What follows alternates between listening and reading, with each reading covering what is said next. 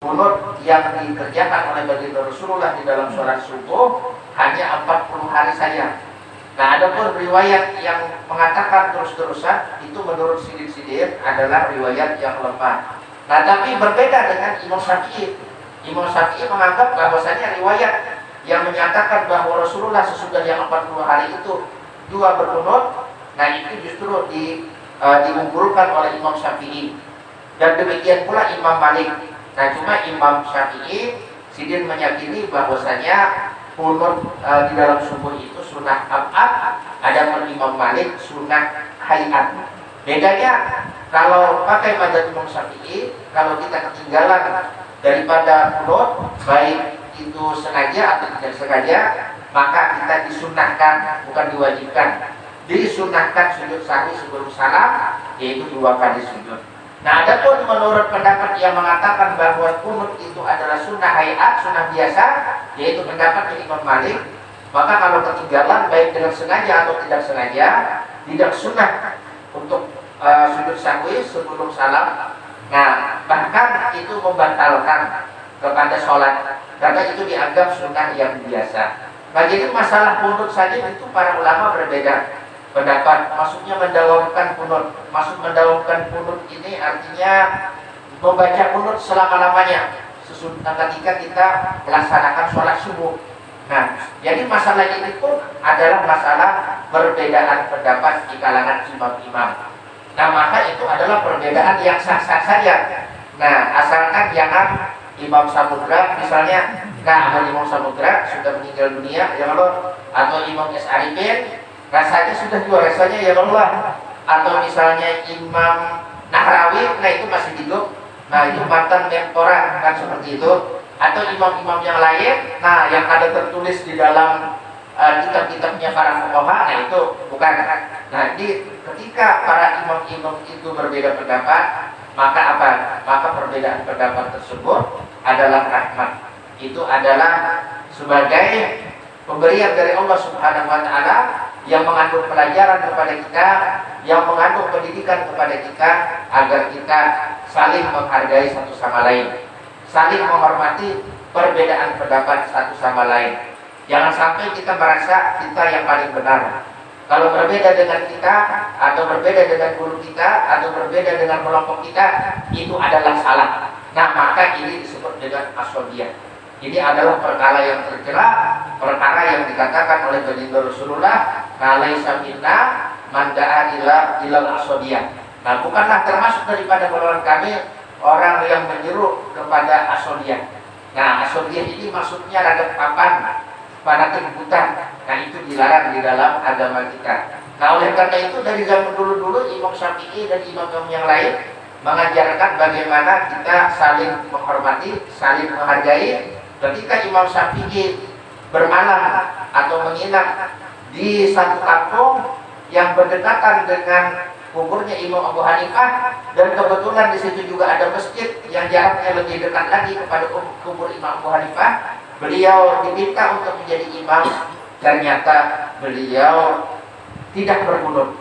Nah, beberapa malam beliau diminta jadi imam subuh, beliau tidak berkunut. Sampai ada yang bertanya, apakah dia merubah istihad dia? Maka kata Imam Syafi'i, tidak. Aku tetap meyakini bahwa kunut di dalam subuh itu adalah sunnah abad. Nah, lalu kenapa dia meninggalkannya dalam beberapa hari ini? Nah, karena menghormati imam yang berkubur di sini, yang beliau berpendapat mendawamkan kunut di dalam sholat itu adalah bid'ah. Nah, intinya seperti itu. Nah, tapi bukan bid'ah yang haram sekali lagi. Nah, bukan bid'ah yang menghantarkan pelakunya kepada neraka. Nah, kemudian Imam Ahmad yang mengatakan bahwasanya berkunut di dalam subuh maksudnya selama-lamanya itu adalah bid'ah. Nah, ketika beliau singgah di beberapa masjid, nah dalam hidup Sidin beliau ini kadang melakukan perjalanan, beliau kadang di waktu subuh itu singgah. Nah, singgah di beberapa masjid, ternyata imamnya itu berkunut. Nah, maka beliau pun juga umpat berkunut. Beliau pun umpat mengaminakan. Padahal dalam keyakinan Sidin mendawamkan kunut di dalam sholat subuh itu adalah bid'ah. Tapi Sidin tetap mengumpati imam yang berkunut. Tetap Sidin mengaminakan imam yang berkunut. Nah, inilah contoh daripada saling menghargai, saling menghormati, toleransi yang memang seharusnya itu kita pegang. Itulah toleransi, bukan telor lah, toleransi yang toleransi dan toleransi. Kadang-kadang telor ada, kalau telor itu kan artinya telur, ya Allah. Nah, toleransi. Nah, ini toleransi yang betul. Nah, ada pun toleransi yang mencampur adukan adidah. Nah, ini adalah toleransi yang salah, yang batil, yang justru bisa bisa menarik para pelakunya ke jurang kemurtadan, naudzubillah min dzalik. Nah, diolahkan terowongan misalnya. Nah, ini kan pemborosan anggaran negara mungkin. Kenapa? Karena kalau kita lihat banyak daerah-daerah yang memerlukan terowongan. Nah, seperti daerah kita, nah ini perlu terowongan bawah tanah yang mengalir ke Sungai Barito. Nah, khususnya yang di Sungai Nambuk sana, nah ini ketika sudah airnya naik, sama sekali tidak bisa mengalir. Kenapa? Nah, itu karena istilahnya tidak ada serapan lagi. Nah, tidak ada tempat-tempat serapan air. Nah, airnya tidak bisa turun lagi, seolah-olah ada yang mengganjal. Bagaimana solusinya? Ya bikin terowongan banyak-banyak di daerah Sungai Nambuk yang dan lain-lain. Nah, terowongan itu semuanya sampai ke Sungai Barito. Jadi kalau misalnya airnya tergenang, maka itu hanya sebentar, karena akan turun ke terowongan sampai Sungai Barito. Nah, ini adalah solusi yang paling tepat untuk mengatasi banjir di tempat kita. Hanya soal dananya aja lagi. Nah, kalau dananya ini dijaga dengan bagus, insya Allah ini akan terrealisasikan gitu. Nah, kalau dananya tidak dijaga dengan bagus, nah diikuti, ya kalau istilahnya deh, kalau istilah genju itu nggak ada tangan tikus kanan kiri, nah diikutinya, ya kalau istilahnya sampai habis, nah ini yang berat. Nah, jadi terowongan kalau sedang dibangun, kita lebih meminta supaya terowongan itu dibangun di daerah Sungai Nambuk dan lain-lain yang ditembuskan sampai ke Sungai Barito. Nah, insya Allah dengan begitu banjir akan menjadi cepat surut. Nah, tidak sampai menggenang berhari-hari, apalagi berminggu-minggu, apalagi berbulan-bulan. Jadi kita cuma kekurangan tempat serapan air. Nah, artinya tempat yang sekira-kira air itu turun. Nah, turunnya kemana? Pembuangannya sudah sangat jelas, yaitu Sungai Barito. Nah, karena Sungai Barito ini adalah sungai yang luas. Nah, itu di jembatan itu kan yang tahu dia. Nah, itu jembatan dulu pernah dinobatkan sebagai jembatan terpanjang di Indonesia. Nah, dulu awal-awal dibangun. Tapi sesudah itu banyak lagi jembatan. Nah, ternyata memang ada yang lebih panjang sedikit, seperti jembatan Ampera sedikit lebih panjang dari itu. Nah, kemudian yang berikut-berikutnya itu ada jembatan Suramadu, kan itu jauh lebih panjang lagi, 5 km. Nah, tapi yang ini Sungai Barito yang melihat sendiri bahwasanya sungai itu memang luas, dan itu adalah tempat untuk menyalurkan air yang tergenang di tempat-tempat rawan banjir, kan seperti itu. Nah, cuma yang jangan salah sangka, ini bukan kampanye untuk jadi gubernur. Nah, kan seperti itu. Nah, jangan salah sangka, ya Allah. Nah, karena ulun kada bisi ijazah. Nah, ijazah apa ya Allah istilahnya deh, kada ada SS-nya. Nah, kada ada S1, S2, S3. Nah, kalau istri, nah alhamdulillah sudah ya alhamdulillah saja deh. Nah, itu. Cuma istrinya masih satu aja, kadang-kadang istri 2, istri 3, kadang-kadang ya Allah istilahnya deh. Nah, ini kalau istri itu sampai 4. Nah, kalau S yang sarjana itu strata bilang tuh ya Allah, kalau yang strata itu hanya 3. Nah, yang 4-nya itu bukan S lagi, itu profesor. Nah, kemudian kita lanjutkan sedikit. Faya diharus wayuk jilu alal makmunina, dan juga si imam ini disunahkan menghadap ia alal makmunina. Nah, atas makmum. Nah, cuma bukan menghadap kepada makmum, atas makmum maksudnya. Bijak liyasarihi, dengan menjadikan sebelah atau sisi sebelah kirinya. Nah, sisi sebelah kirinya maksudnya sisi tubuhnya yang sebelah kiri ilal mihrabi, kepada penyembahyangan. Nah, mihrab itu maksudnya penyembahyangan. Nah, yang tahunya tuh yang ada yang kotak, kurang maulah, ada yang tidak berbulan, nah itu penyembahyangan. Mihrab yang biasa dijadikan tempat imam untuk memimpin sholat itu disebut dengan mihrab. Jadi yang sunnahnya ya ke kanan. Jadi jika kita sudah menghadap ke ke kiblat, kan kita sholat wajib menghadap ke kiblat. Nah, sesudah salam kita disunahkan untuk menghadap ke kanan. Nah, maksudnya bagian sisi kiri kita ini persis menghadap ke mana? Ke sebelah mihrab, artinya menghadap ke kiblat. Nah, ini sama seperti kita tawaf. Kita tawaf pun sisi kiri kita ini menghadap Ka'bah. Nah, menghadap kiblat. Kenapa? Karena hati itu ada di sisi kiri, kan seperti itu. Jadi hati ada di sisi kiri. Nah, memang untuk kebaikan kita disuruh mendahulukan yang kanan, kan untuk urusan kebaikan. Untuk urusan yang kurang baik seperti membasuh kita buang air besar, nah itu memang sunnahnya pakai tangan kiri. Nah, tapi ternyata apa? Ternyata hati kita ini condong ke kiri. Nah, ini kita mesti waspada. Innan nafsala ammaratun bisu. Artinya yang namanya diri manusia itu lebih condong kepada keburukan. Artinya ketika seseorang tidak berusaha untuk mencari petunjuk kepada Allah Subhanahu wa taala, maka memang manusia itu cenderung tersesat, manusia itu cenderung kepada hal-hal yang memang ketika kita berada di dalam dunia, Allah Subhanahu wa taala menaruh hawa nafsu di dalam diri kita, maka kita memerlukan kepada tali kendali. Nah, tali kendali yaitu dengan kita melakukan pendekatan diri kepada Allah. Kita mesti mengendalikan diri kita, mengendalikan hawa nafsu kita. Nah, khususnya di bulan Ramadan, yaitu dengan kita berpuasa. Wa yundabu fihi, dan disunahkan di dalamnya. Artinya di dalam zikir, dan seperti itu. Di dalam zikir yang sudah sholat. Wa fi kulli du'ain, dan juga disunahkan di setiap doa raf'ul yadaini. Nah, mengangkat tangan. Summa mashhur wajhi bihima. Kemudian menyapu wajah bihima dengan keduanya, maksudnya dengan kedua tangan. Nah, jadi setiap kali berdoa kita mengangkat tangan. Nah, kemudian selesai kita sapu. Ini adalah termasuk daripada sunnah yang sudah tidak perlu kita lakukan lagi riwayatnya atau dalilnya. Nah, karena apa? Karena itu sudah mutawatir bahwasanya di antara kaifiat Rasulullah SAW di dalam berdoa itu adalah dengan beliau mengangkat kedua tangan. Nah, ini sudah jelas. Tapi bukan berarti berdoa ini menunjukkan bahwa Allah Ta'ala ada di jihad atas.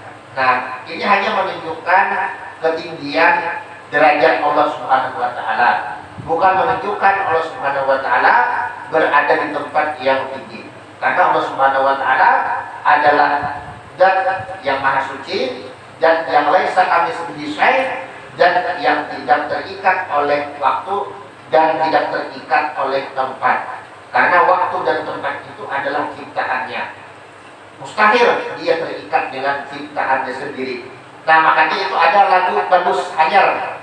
Nah, yang dikarang oleh Tengku Zulkarnain ya Allah. Nah, itu ada sebagian dari kita, nah khususnya warga Nahdien yang menyangka Sidin itu Wahabi. Nah, ini memang banyak. Ternyata apa? Ternyata beliau itu aswaja bubujuran. Nah, dengan lagu yang Sidin karang, nah mungkin dia berataan melihat lagunya yang Allah sebenarnya deh. Nah, artinya bahwa Allah Ta'ala itu ada tanpa tempat, tanpa waktu, kan seperti itu dan seterusnya. Nah, maka itu jelas bahwasanya yang namanya akidah Ahlussunnah wal Jamaah, keyakinannya Allah Ta'ala memang tidak serupa sedikit pun dengan makhluk. Dari segi apapun sama sekali tidak serupa, sama sekali tidak bisa dimisalkan dengan makhluknya atau dengan ciptaannya.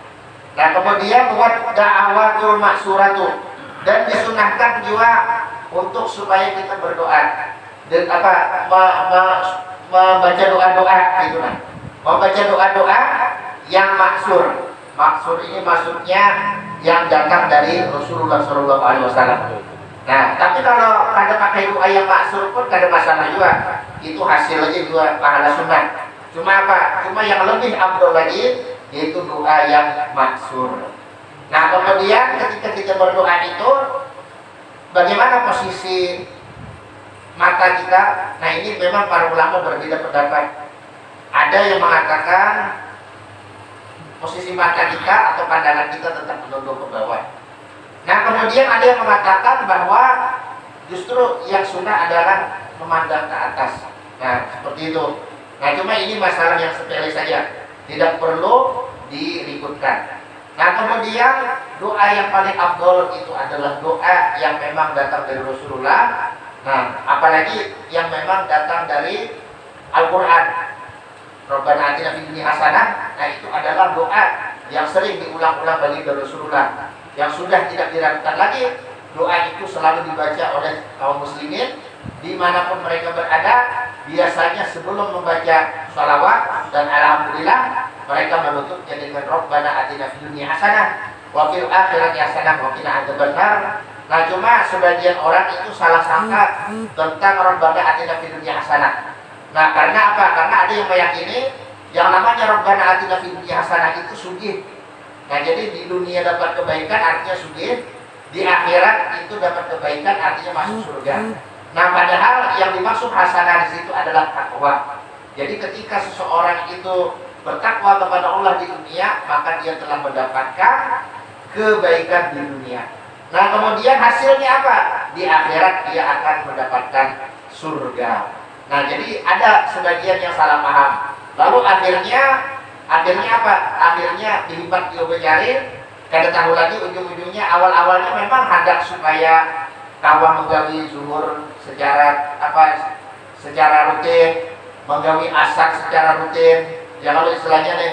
Nah, karena salah paham menganggap di dunia hasanah itu adalah sugi, banyak harta. Nah, lalu akhirnya tunggal dikitan yang asalnya rutin sebagian zuhur, nah digoda oleh setan, lalu akhirnya zuhurnya mulai bolong-bolong, mulai sebagian-sebagiannya digawi. Artinya hari ini tegawi, hari esok kada tegawi, hari ini tegawi, esoknya lagi tegawi, esoknya lagi kada tegawi.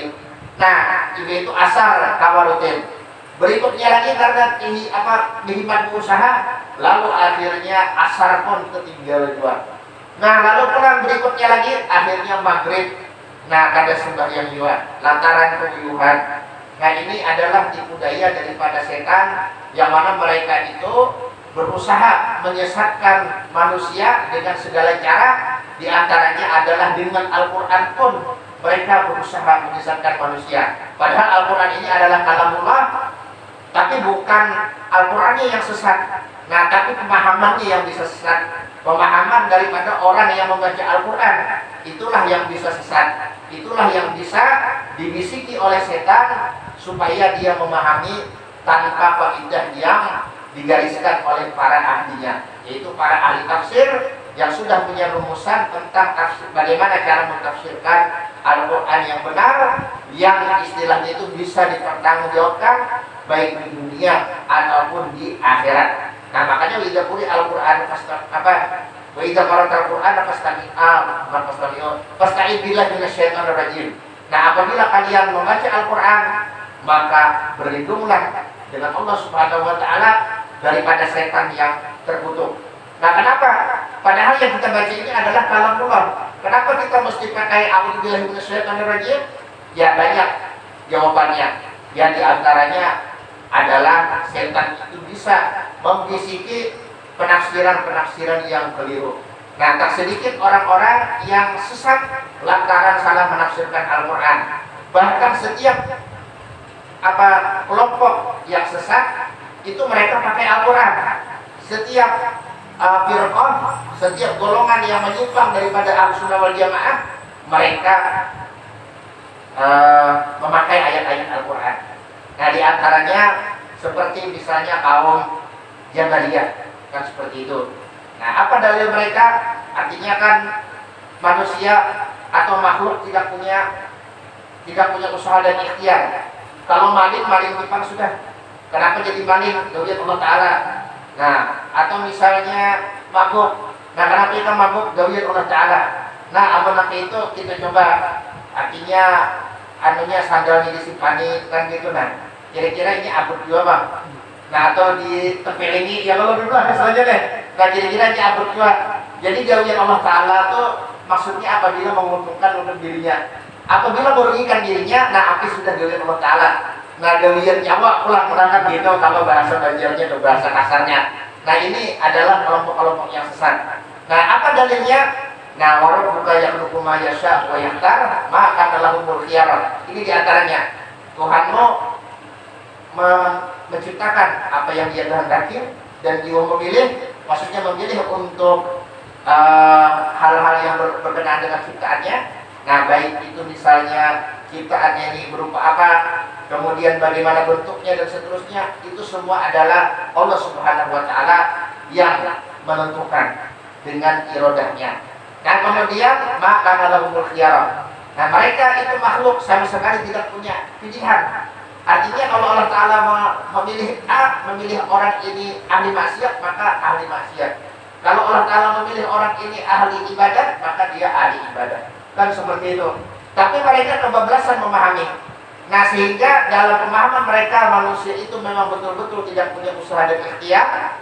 Artinya kalau dia bermaksiat tidak perlu menyesal, tidak perlu bertobat. Karena apa? Maka lahumul khiyarah.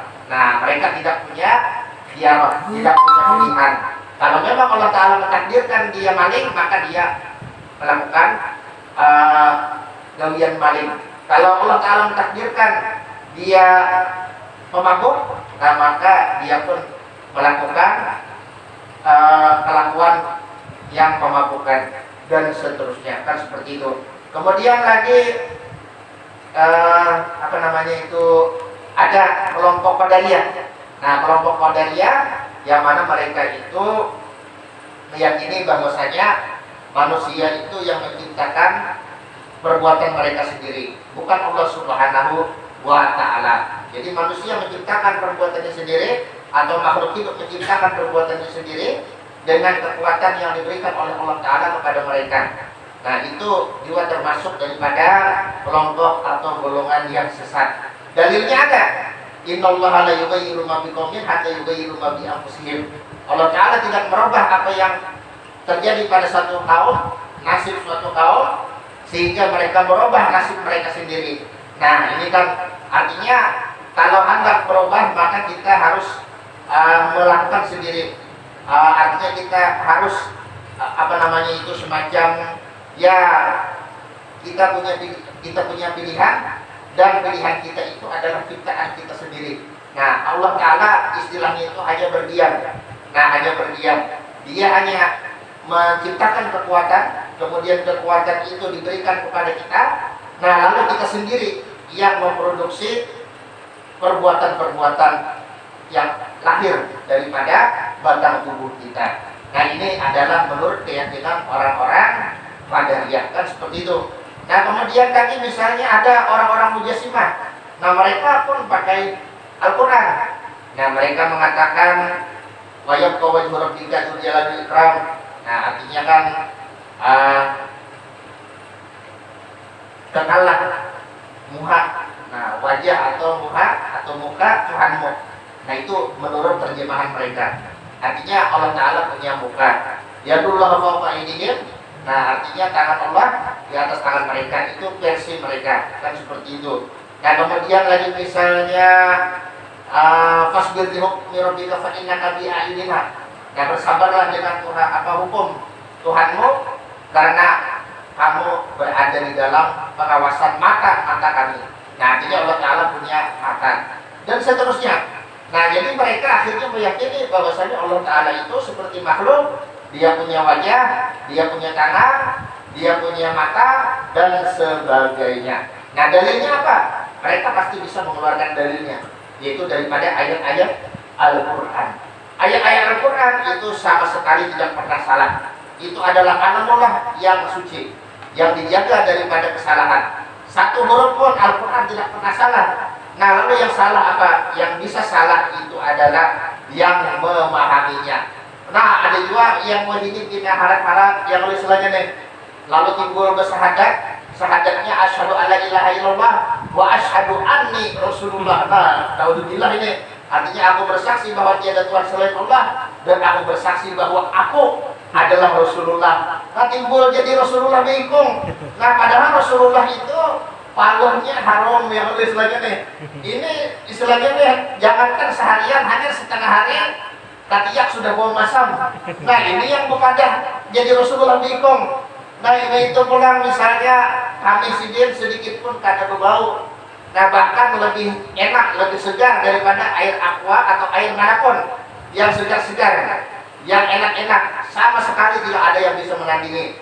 Karena menurut beberapa riwayat ada beberapa perempuan pembantu Rasulullah dan juga pembantu istri sidin yang pernah terminum tanpa sengaja daripada air kencing Rasulullah. Kan sengaja.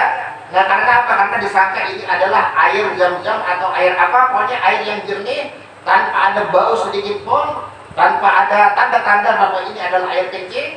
Imbah terminum pun yang meminum ini merasa begitu nyaman di tenggorokan.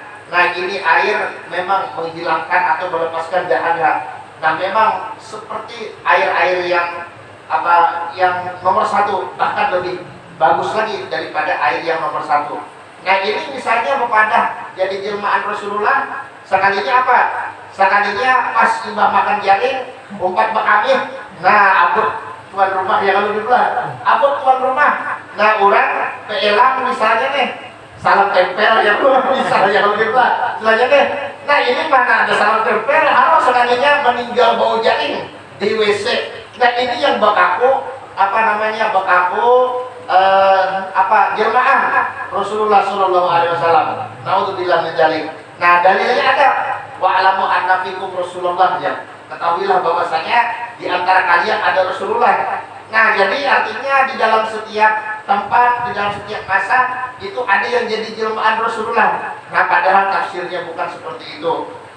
Itu kembalinya kepada para sahabat. Dan juga kata-kata para sufi dulu itu bukanlah Rasulullah menjelma, melainkan itu adalah sifat-sifat Rasulullah, akhlak-akhlak Rasulullah ada pada guru-guru mereka, sangat nampak, sangat jelas, sehingga ketika mereka melihat guru-guru mereka, seolah-olah mereka melihat Rasulullah, karena saking nampaknya sifat-sifat dan juga akhlak-akhlak Rasulullah di dalam guru-guru mereka. Nah, ini yang dahulu, yang lebih benar. Tapi untuk sekarang ditafsirkan Rasulullah itu menjelma. Nah, ini tidak benar. Ini adalah keyakinan yang jelas-jelas menyimpang daripada Ahlus Sunnah wal Jamaah. Nah, sampai wani-wani berucap dua kalimat syahadat seperti itu, asyhadu alla ilaha illallah wa asyhadu anni Rasulullah. Sekalinya kami bau jaring, jangan istilahnya.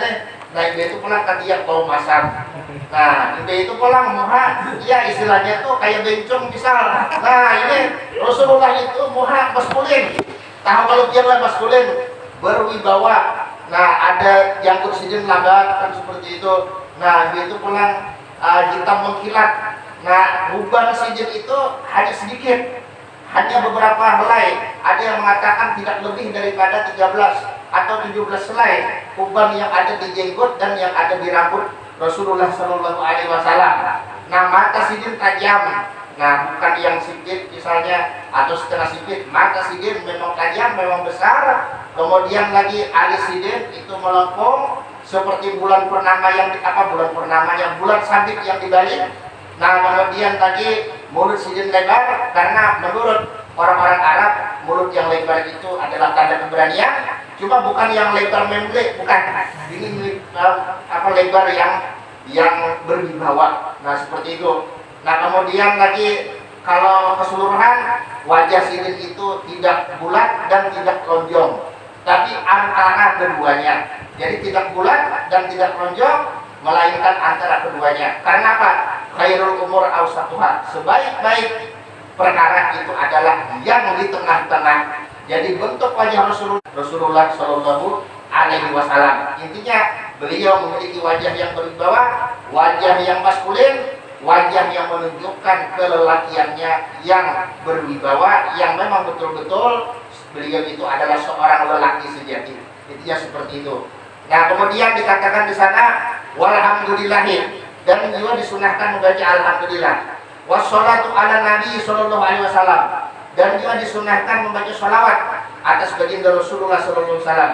Awalahu wa akhirahu, baik itu di permulaannya atau di penghabisannya, daripada doa maksudnya. Jadi doa itu sunnah kita dimulai dengan alhamdulillah, dan juga sunnah dimulai dengan apa? Dengan sholawat. Wa an yang syarifal imamu, dan juga disunahkan bertolak oleh imam. Artinya beranjak dari tempat duduknya. Akibat salam ini, sesudah salamnya, maksudnya sesudah membaca wirid, kan bukan langsung, tapi membaca sesudah membaca wirid, membaca dikir-dikir seperti yang disebutkan tadi, dan doa. Idalam yakun sama nisaun, apabila tidak ada di situ para perempuan. Nah, jadi kalau masih ada perempuan, itu disunahkan imam itu berdiri daripada perempuan. Nah, jadi disunahkan imam berdiri daripada jamaah perempuan. Wayang usul makmumu, dan bertahan, disunahkan bertahan oleh si makmum hatta yakumal imamu, sehingga berdiri imam. Wayang syarifah, dan dia bertolak, artinya keluar daripada tempat duduknya. Nah, berpindah daripada tempat duduknya untuk pulang ke rumahnya. Fi jihati hajatihi, pada arah hajatnya. Maksudnya ini hendak kemana? Nah, hendak kemana? Artinya kalau misalnya ini hendak ke pasar, lawangannya ini yang sebelah kanan yang mengarah ke pasar, maka sunahnya ini keluar lewat lawang yang sebelah kanan. Adapun misalnya kalau ini hendak ke rumah, ternyata lawang yang sebelah kiri ini yang menuju rumahnya, nah maka dia keluar lewat lawang yang sebelah kiri.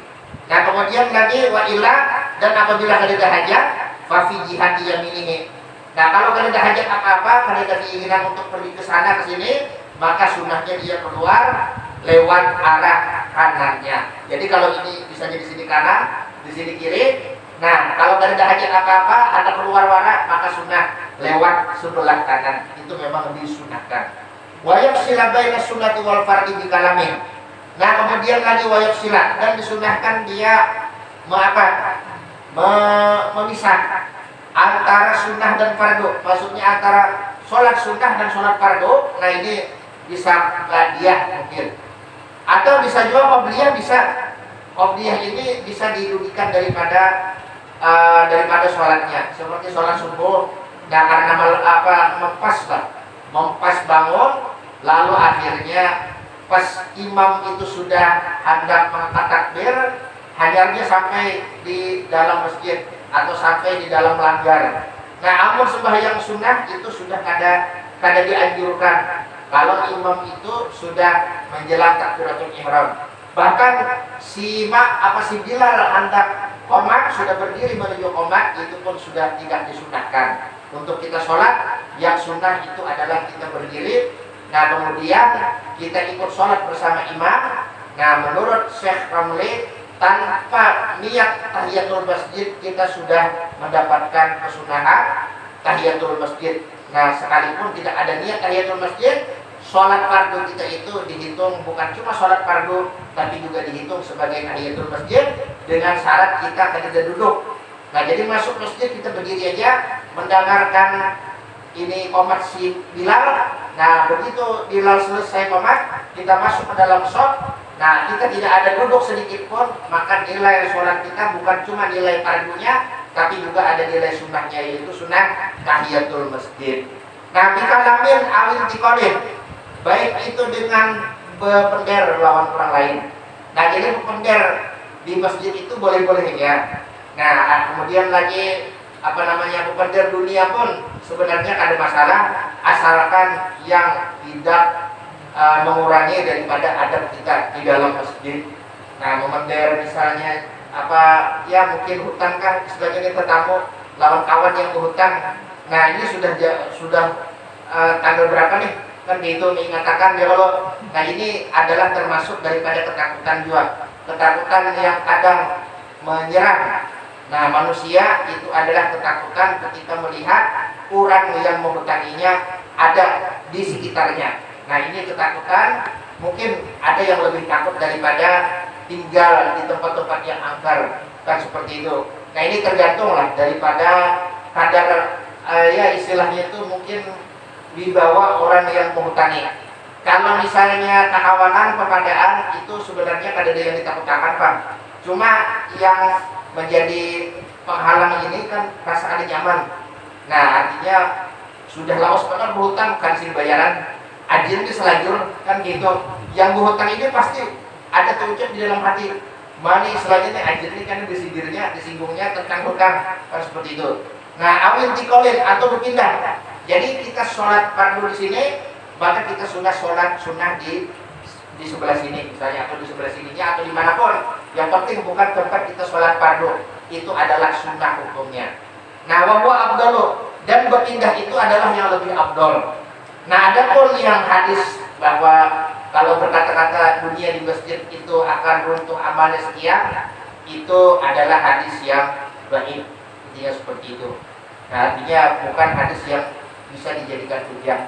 Nah, berbeda kata-kata dunia di masjid, nah itu dibolehkan, maksudnya diberikan dispensasi atau diberikan rukhsah, artinya diberikan keringanan.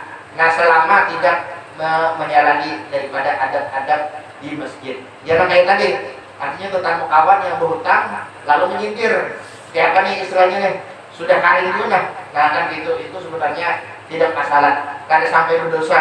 Nah, paham jauh dia lah. Nah, cuma kalau kita hendak barok, ya istilahnya kita usahakanlah supaya di masjid tidak berkata-kata tentang hal-hal yang bersifat duniawi. Nah, wan naflu fi baitihi afdalu, dan bermula sholat sunnah di rumahnya yaitu lebih afdal, lebih utama. Wa min sunnatis sholati, nah jadi sholat sunnah di rumah itu sebenarnya lebih afdal. Tapi kalau misalnya kita boleh ke rumah cadar kada tegawi badiah misalnya nih, maka itu ada masalah. Ada masalah kita sholat badiah di masjid atau di langgar. Nah, tapi kalau kita hendak lebih afdal lagi, maksudnya lebih banyak lagi pahala, nah sembahyang sunnahnya kita di rumah. Karena yang di rumah ini lebih aman dari riya dan sebagainya, kan seperti itu. Lebih banyaklah pahalanya, dan juga ada beberapa hadis yang menunjukkan bahwasanya kita memang disuruh, nah dianjurkan untuk melaksanakan sholat sunnah di rumah, yaitu menjadikan rumah-rumah kita seperti masjid-masjid, yaitu tempat didirikan sholat tapi sholat sunnah. Nah itu adalah termasuk daripada keutamaan sholat sunnah, yaitu kalau bisa kita dikerjakan di rumah. Tapi kalau misalnya kita pikir-pikir sampai ke rumah hilang semangat untuk sholat sunnah, maka tidak masalah juga kita sholat sunnah di masjid. Nah jadi kalau misalnya orang tadi imbas sudah sampai kemana? Sampai ke masjid, nah ke dalam masjid atau ke dalam mushola, ternyata si imam sudah mengangkat takbir, nah sedangkan ini ada sempat lagi untuk melaksanakan sholat qobliyah, maka bisa sesudah sholat fardunya itu dia sholat qobliyah.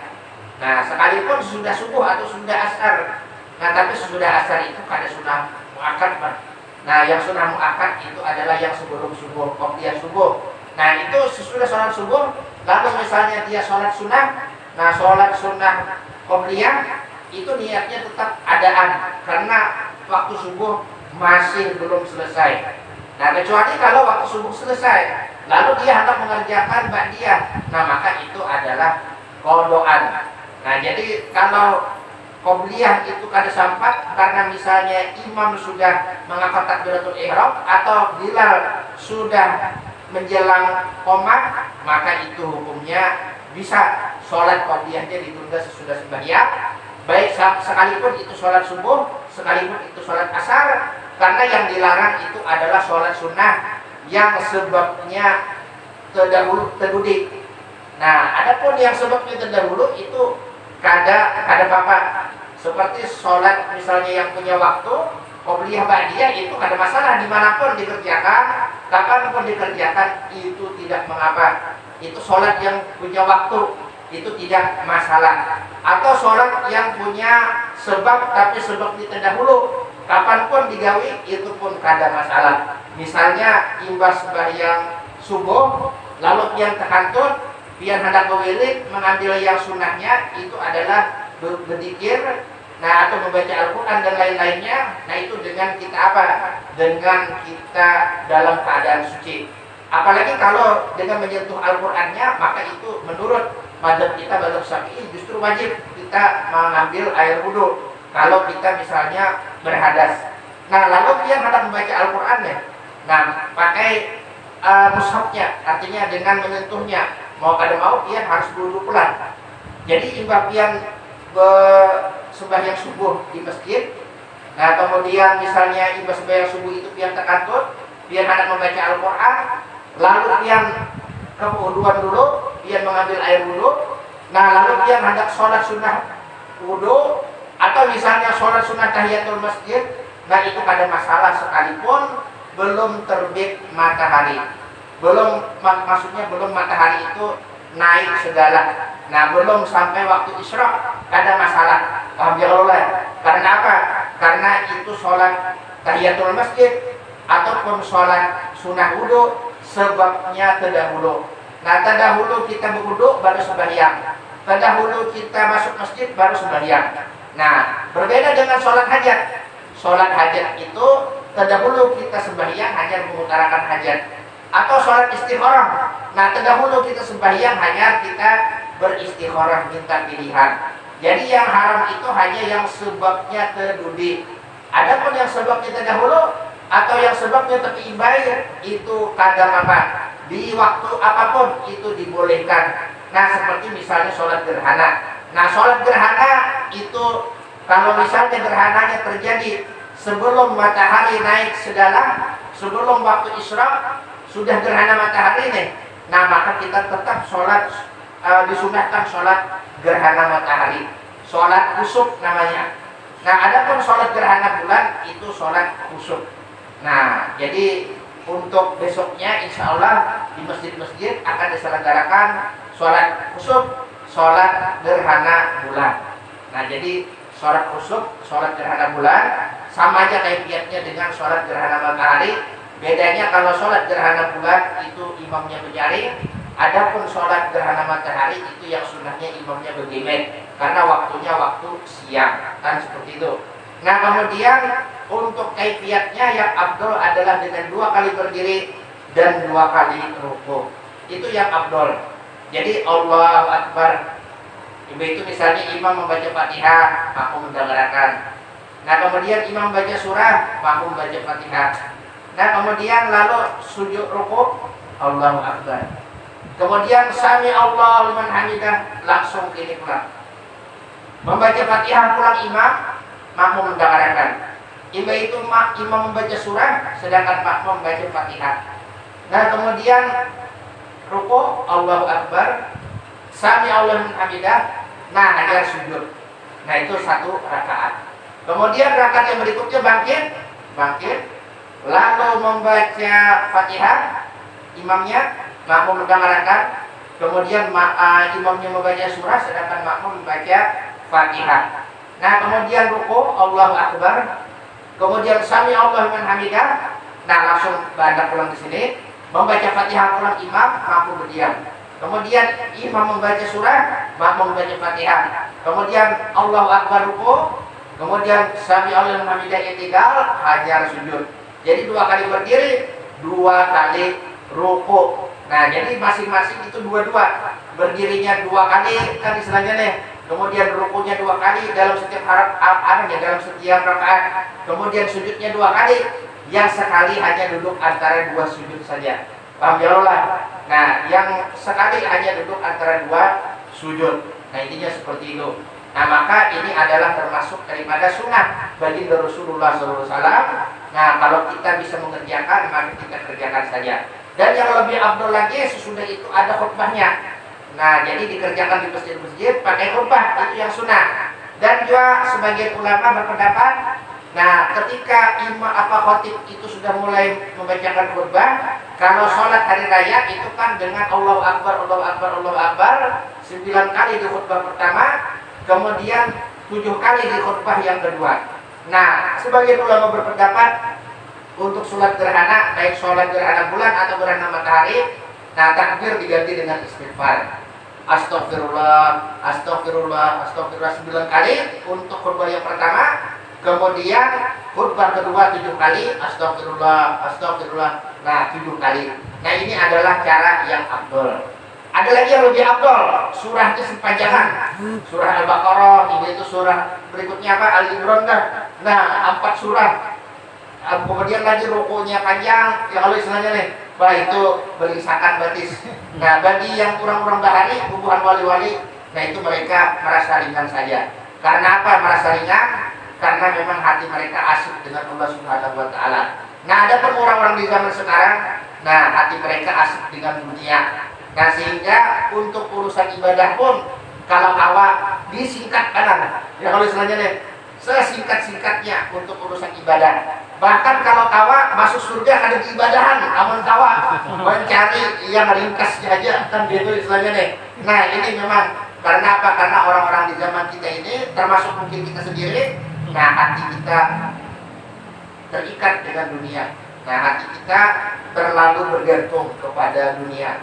Apa yang kita pikirkan persentasenya justru lebih banyak memikirkan dunia daripada memikirkan akhirat, apalagi memikirkan Allah Subhanahu wa Ta'ala. Ya mudah-mudahan lah, artinya kan kita mengalami peningkatan lah dari hari ke hari. Artinya yang asalnya dunia di otak ini 90% berkurang menjadi 80, kemudian lagi berkurang menjadi 70, berkurang lagi menjadi 60. Kalau bisa ketika kita sudah meninggal, pikiran-pikiran duniawi ini sudah selesai, yang ada di dalam hati kita ketika sakaratul maut hanyalah keinginan yang kuat untuk berjumpa dengan Allah Subhanahu wa Ta'ala. Mudah-mudahan ya Allah, amin ya rabbal alamin. Nah sedikit lagi lah.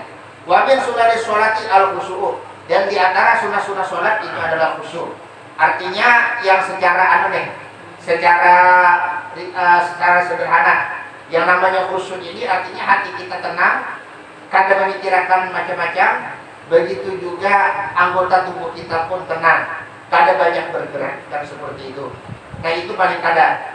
Kemudian sebagiannya lagi mendefinisikan sekurang-kurangnya khusyuk, yaitu kita memperhatikan bacaan kita dan kita memperhatikan gerakan kita.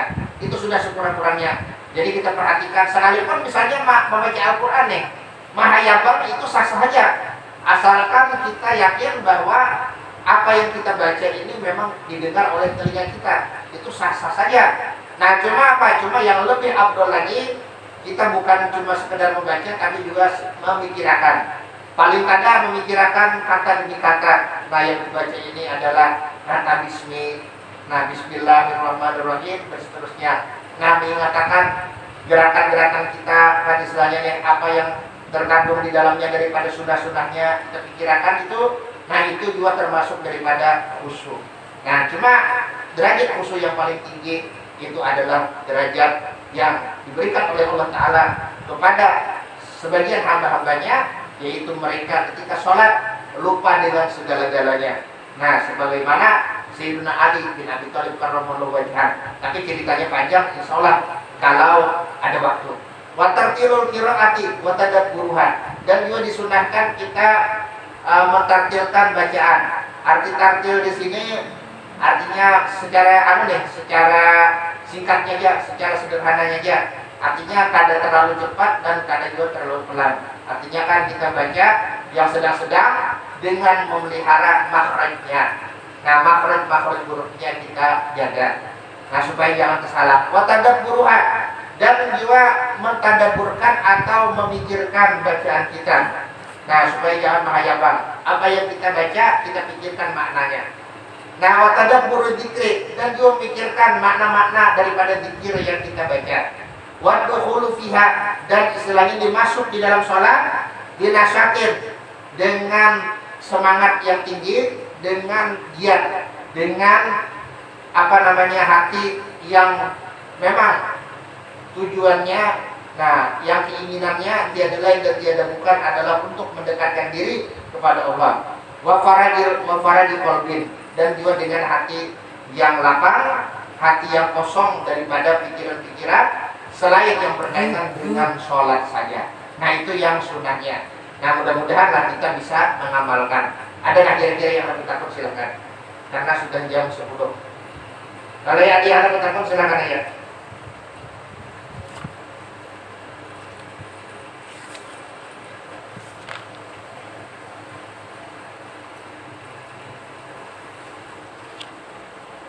Adakah kira-kira yang aku takut?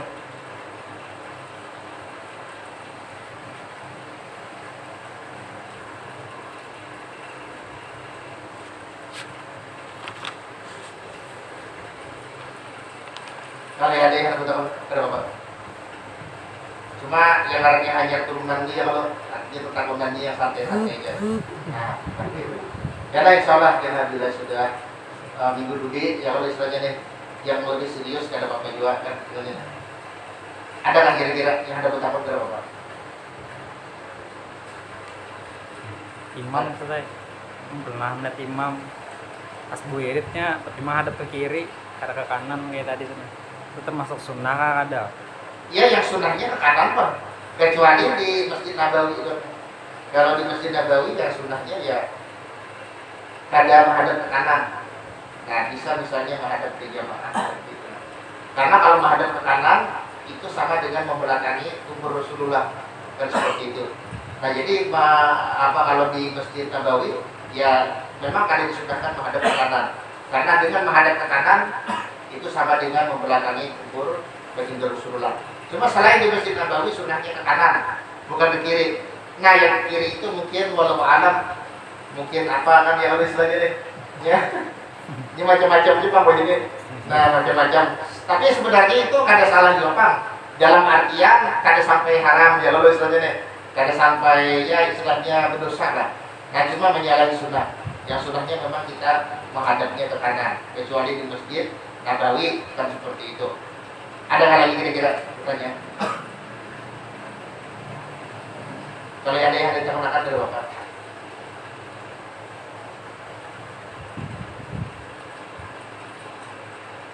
Mana aman? Kada turun situ lah. Biarin ke sini. Iya, berdua sini tas 10 yang lebih lah. Jangan gitu lah.